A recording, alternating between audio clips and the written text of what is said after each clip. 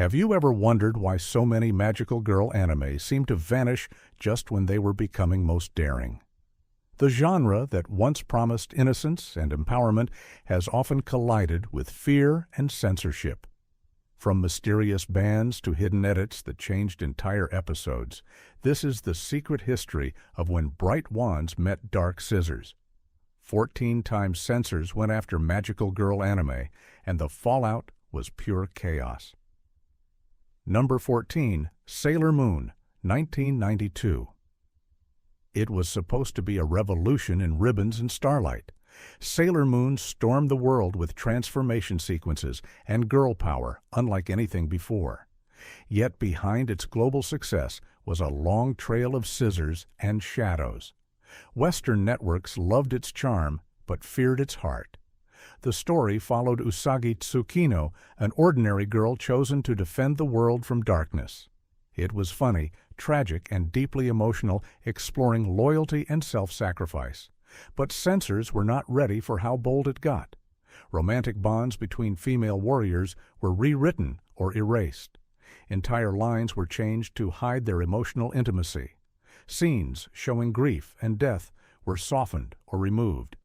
Even the epic finale was redubbed to disguise tragedy as victory. In America and parts of Europe, the edits went far beyond language. Japanese symbols were blurred and certain costumes redrawn to appear less revealing.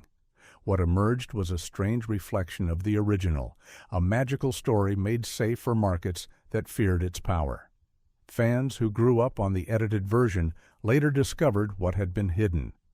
Sailor Moon's legacy became one of rediscovery, a fight not only against evil in fiction, but censorship in reality. Decades later, restored editions finally let audiences see it as it was meant to be bright, fierce, and free. Number 13. Cardcaptor Sakura, 1998. Before global streaming changed everything, this gentle masterpiece nearly vanished under the weight of misunderstanding. Cardcaptor Sakura from Studio Clamp was a dreamscape of emotion, heart, and growing up. Sakura Kinomoto, the cheerful heroine who captured magical cards, represented kindness and self-discovery. But in Western markets, the show was rebranded, recut, and rewritten beyond recognition. When it arrived in North America, it became Cardcaptors. The focus was shifted away from Sakura to her male friend Xiaoran because executives believed a girl-led fantasy would not appeal to boys. Whole episodes were removed, chronology was scrambled. The gentle story about emotion was turned into a generic battle series. Even the relationships were censored. Subtle crushes and moments of affection were reframed as platonic or ignored.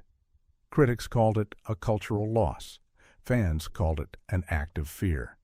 Japan saw a story about empathy, but the West saw something that needed fixing. Years later, uncut releases revealed the truth, a series that celebrated emotional honesty and courage without shame. Its censorship became a symbol of how marketing often silenced creativity. Today, Cardcaptor Sakura stands as proof that innocence never needed protection, only understanding. Number 12. Puella Magi. Madoka Magica, 2011. When it premiered, it looked like another pastel-colored fantasy about friendship and hope. What audiences got instead was a descent into despair that rewrote the genre itself. Puella Magi Madoka Magica dared to ask what happens when miracles become contracts and dreams turn to curses. After its 10th episode, Japan was shaken. The show's dark imagery aired just before a national tragedy, the Tohoku earthquake. Broadcasters immediately pulled it, fearing it would worsen public grief. The final episodes were delayed and edited. Some stations blurred entire sequences, others replaced violent flashes with still frames. Even the soundtrack was adjusted to reduce emotional intensity. But the censorship only deepened its mystique. Fans traded bootleg copies, desperate to see the uncut broadcast. Online forums filled with theories about missing scenes and secret meanings. When the full version finally aired, it became legend. Critics hailed it as a turning point in anime storytelling, yet the scars remained. The censorship that once tried to contain its darkness ended up amplifying it. Madoka Magica proved that even when networks flinch from truth, the story finds a way to shine through the cracks. It was not just a show about magic, it was about the price of hope and the courage to face the end of illusions. Number 11. Revolutionary Girl Utena, 1997. When Revolutionary Girl Utena first aired, it seemed too strange, too beautiful, too subversive to survive. It followed Utena Tenju, a girl who vowed to become a prince after meeting one as a child. She joined a surreal academy where sword duels decided the fate of love and revolution itself. But what shocked censors was not the magic or the mystery, it was the message. The series tore down the walls of gender and symbolism. It dared to show women refusing the roles assigned to them. It used roses and mirrors to expose control manipulation and obsession. Utena's affection for Anthe.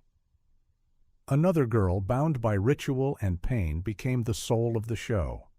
But those themes were too bold for broadcasters of the late 90s. International versions were cut. Ambiguous gestures of intimacy were blurred into friendship. Dialogue hinting at oppression or trauma was rewritten into comic relief. In one region, the dueling arena scenes were rescored to sound more heroic, less romantic. The final episodes, where the illusions of the Academy crumble, faced heavy scrutiny. Stations feared the surreal ending would confuse or disturb younger audiences.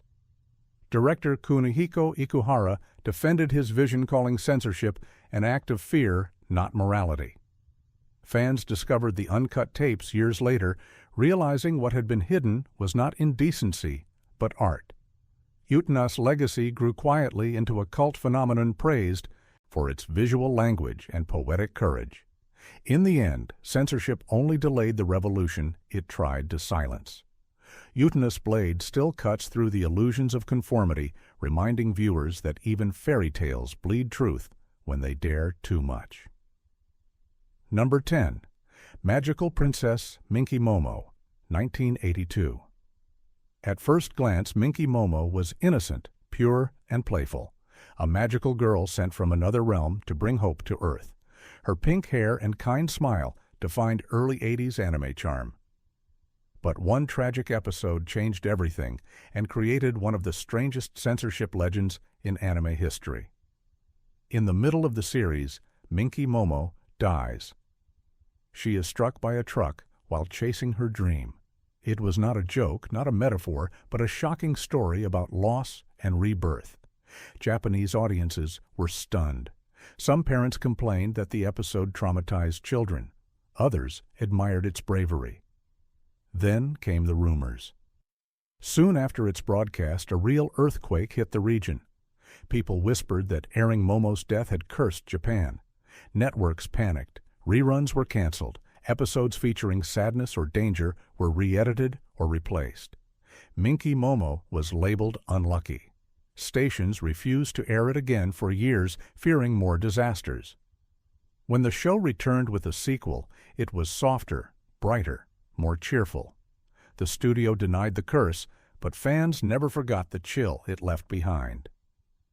In later years, the original episode resurfaced uncut, and critics re-evaluated it as a haunting metaphor about hope after tragedy. What began as a fantasy became an urban myth. Minky Momo proved that even the gentlest magic could terrify when it touched the edge of mortality. Censors tried to erase the pain, but the legend refused to die. Number 9. Pretty Cure, 2004. When Pretty Cure debuted, it was meant to bring action and optimism back to the magical girl world. Two brave girls, Nagisa and Honoka, used fists and friendship instead of wands and singing. It was a hit across Japan, inspiring a massive franchise. But as soon as it crossed borders, it met the heavy hand of editing once again. Western distributors wanted to make the series more appropriate for younger viewers. Fights were shortened to remove impact shots. Dialogue that emphasized teamwork and resilience was rewritten to focus on humor. Even transformation scenes were trimmed to seconds. But the most controversial changes came from fear of emotion. Scenes where the girls cried or held hands too long were considered too intense. Some broadcasters demanded visual edits to tone down any romantic tension between the leads. Others retitled episodes to sound lighter, less dramatic. The English adaptation lost half its emotional core in translation. Fans who compared the versions discovered that moments of courage were often replaced by jokes. In Japan, Pretty Cure remained a celebration of strength and empathy. Abroad, it became a lesson in how censorship could drain heart from heroism. Years later, fans petitioned for uncut releases and finally succeeded. Today, the original stands as proof that real magic is not in spells or sparkles, but in emotional honesty, and that censorship, no matter how well intended, can dim the brightest light. Number 8. Magical Girl, Lyrical Nanoha, 2004. When Magical Girl Lyrical Nanoha first aired, it was dismissed as a spin-off from a forgotten game, but it quickly transformed into one of the most powerful reinventions of the genre. It told the story of Nanoha Takamachi, an ordinary girl who discovers an alien device that gives her immense power. What began as a cheerful adventure soon evolved into a series about trauma responsibility and the cost of strength. Censors, however, were unsettled by its intensity. Nanoha featured real consequences. Battles left injuries and emotional scars. The girls fought not for fun but for survival. When it aired on television, some networks insisted on softening the tone. Scenes showing destruction were blurred or shortened. Flashbacks revealing family neglect were muted or replaced with neutral dialogue. Overseas distributors went even further. They reworked episodes to appear like a light-hearted toy commercial rather than a psychological drama. Even character ages were adjusted to make the story seem less mature. Critics noticed how the edits drained the show's emotional depth. Nanoha's complex bond with Fate Testarossa, a lonely rival turned friend, was rewritten into simple teamwork. The haunting score that underscored their pain was altered in early English releases. Despite censorship, Nanoha built a loyal following. Fans traded uncut fan subs and discussed what had been lost in translation. Over time, unedited releases reached international audiences, revealing how brave and tragic the story truly was. Nanoha's legacy endures as a reminder that the genre can hold both beauty and sorrow. It proved that a magical girl's fight is not just about shining light, but facing the darkness within. And that truth was what the censors feared most. Number 7. Ojamajo Doremi, 1999. Ojamajo Doremi looked innocent enough. A show about clumsy young witches learning spells, friendship, and responsibility. It was colorful, gentle, and musical. Yet beneath the laughter, it dared to talk about real feelings. It showed loneliness, family struggle, and growing up in a world that did not always feel magical. That honesty made it beloved in Japan, but difficult abroad. When international versions were produced, major edits began. Cultural references were removed. Jokes about Japanese festivals and traditions were erased or replaced with generic school scenes. Some networks even renamed characters to make them sound Western. The result was a hollow imitation of the original warmth. One episode became infamous. It dealt with a classmate whose mother had passed away and how the children learned to understand grief. Western broadcasters refused to air it. They claimed it was too sad for children. Another story about parental divorce was heavily cut. Yet those were the moments that defined the show's emotional truth. Doremi's magic was never about perfection, it was about kindness through imperfection. Fans who discovered the original years later were stunned by how much had been censored. The uncut series showed how laughter and pain coexist, how fantasy can teach empathy better than lectures. Censorship tried to shield children from sadness, but instead robbed them of one of the most compassionate anime ever made. Ojamajo Doremi proved that growing up is messy, and that is exactly why its magic matters. Number 6. Creamy Mami, the Magic Angel. 1983. In the early 80s, Creamy Mami arrived like a burst of pastel starlight. It followed Yu Morisawa, a young girl who gains the ability to transform into a glamorous pop idol. The show mixed fantasy with music celebrity and self-discovery long before it became a formula. But what made it enchanting in Japan made it controversial elsewhere. Censors worried that the series blurred the line between childhood and fame. Yu was a little girl who turned into a young woman to perform on stage. The transformation was symbolic, but networks in some regions viewed it as problematic. They demanded the scenes be shortened or redrawn. Entire performances were edited to remove choreography that looked too mature. Even in Japan, some parents complained that the idea of a child leading a double life as an idol might encourage unrealistic dreams. Sponsors pressured the studio to tone down its emotional themes and focus on promoting songs and merchandise. Yet beneath the sparkle, the series carried deep melancholy. Yu's secret life isolated her from her friends. The more famous she became, the lonelier she felt. Those moments of reflection were often the first to vanish under censorship. When the full uncut version resurfaced decades later, it was hailed as a lost gem of sincerity. Viewers finally understood its bittersweet message about fame and innocence. Creamy Mami became a cultural touchstone, reminding everyone that censorship cannot erase emotion.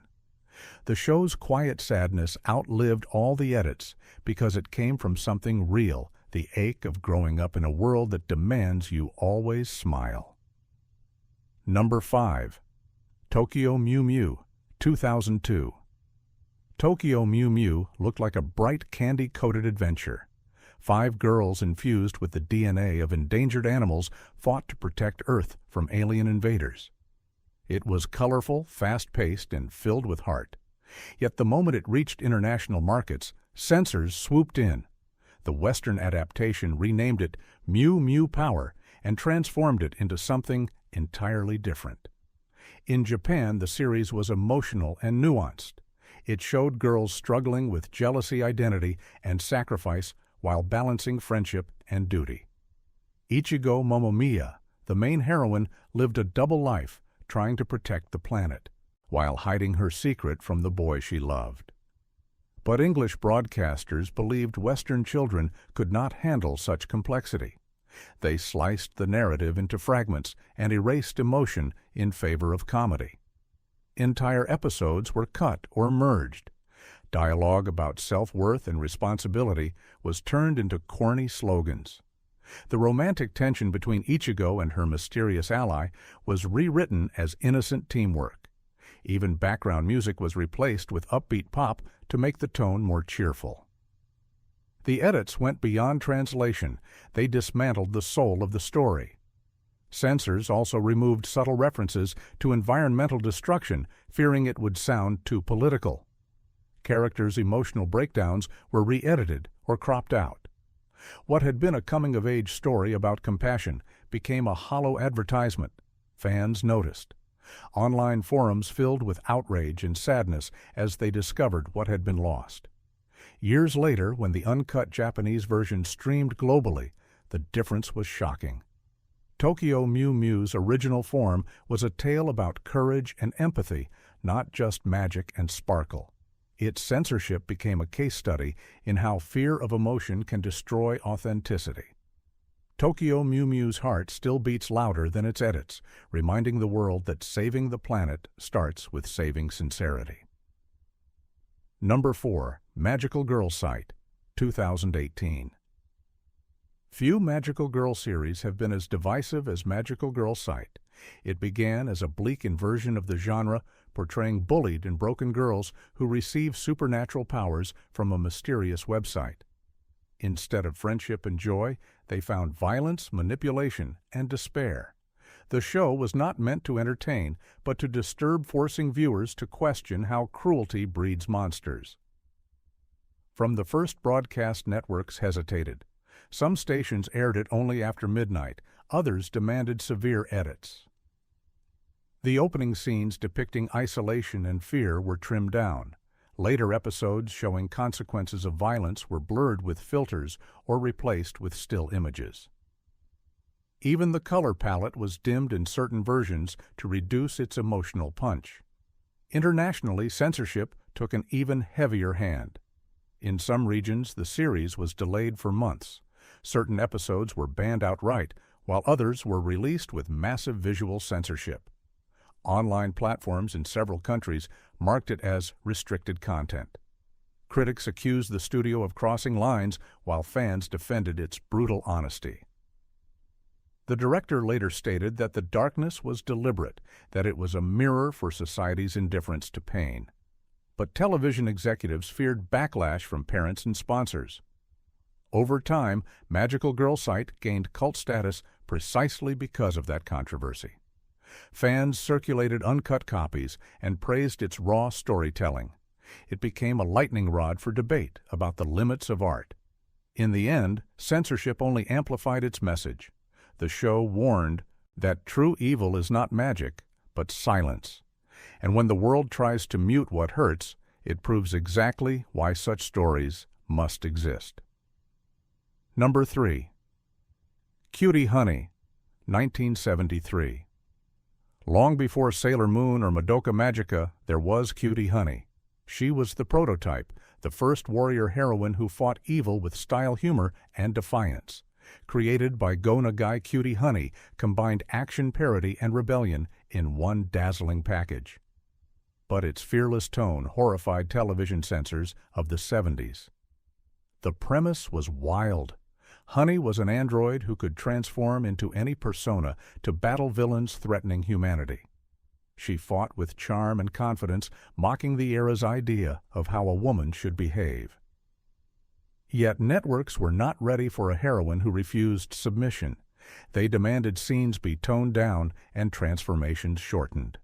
They called it too bold, too free, too strange. Japan's conservative broadcast codes tightened after its release. Entire sequences were redrawn to look less expressive. Jokes that satirized authority were removed. Critics accused the show of promoting disobedience. Sponsors pulled advertisements. For months it teetered on cancellation. Despite the backlash, Cutie Honey became a symbol of female independence in anime. Fans saw beyond the edits and embraced her as a revolutionary icon. She laughed at censorship itself, turning rebellion into art.